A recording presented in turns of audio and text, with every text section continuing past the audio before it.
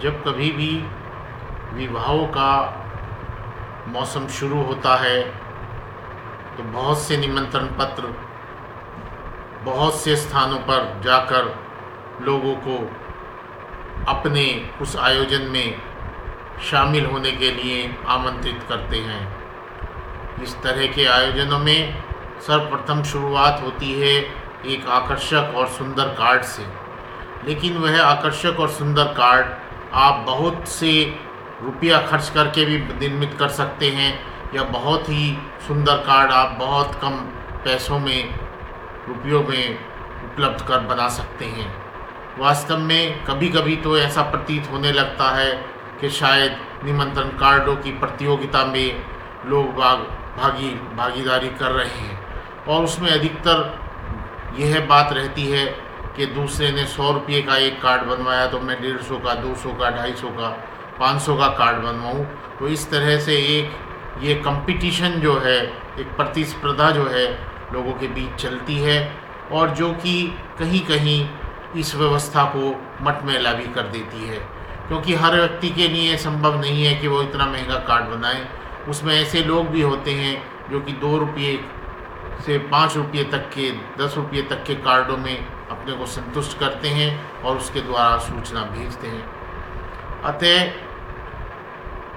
कार्डों के इस युग में पहले बहुत ही अच्छी व्यवस्था थी कि न्योता का कार्यक्रम जाता था, एक नाई या ब्राह्मण उसे लेकर जाता था और उससे जो है पूरे गांव को और आसपास के क्षेत्र को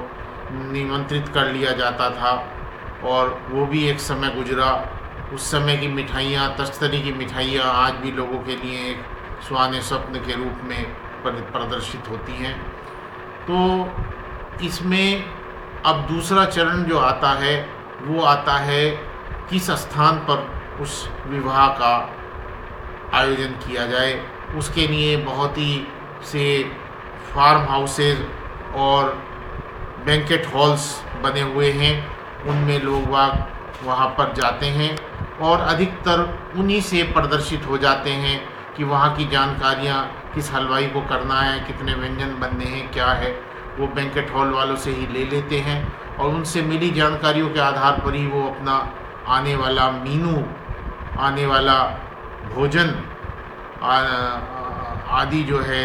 और मिष्ठान आदि और चाट पकौड़ी आदि की तैयारियां करते हैं। इस तैयारी में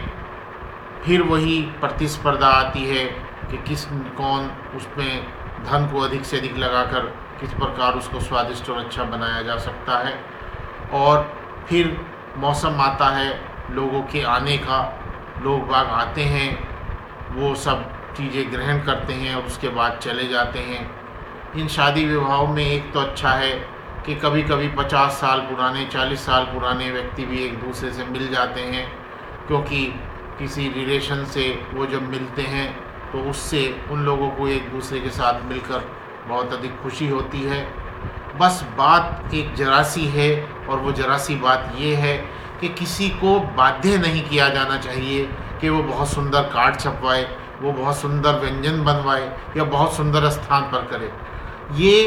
एक सामाजिक दृष्टिकोण होना चाहिए कि वो बहुत पैसे वाले के यहाँ भी उतने ही परिपूर्णता के साथ भोजन ग्रहण करें जितनी कि एक आम आदमी के साथ, क्योंकि वो प्रेम और स्नेह उस आम आदमी में भी बहुत अधिक संजो कर मिटा हुआ है जितना कि उस अमीर आदमी ने अपने प्यार को संजो कर दिया है। तो इस तरीके से ये आज के परिवेश में जो शादियां होती हैं उसके बाद उनमें बात आती है दहेज की। तो दहेज अब बहुत से लोग तो गुपचुप नगद में ले लेते हैं। बहुत से लोग कह देते हैं कि हमारे पास तो पहले ही इतना सामान है, उसके बदले आप नकदी दे दीजिए,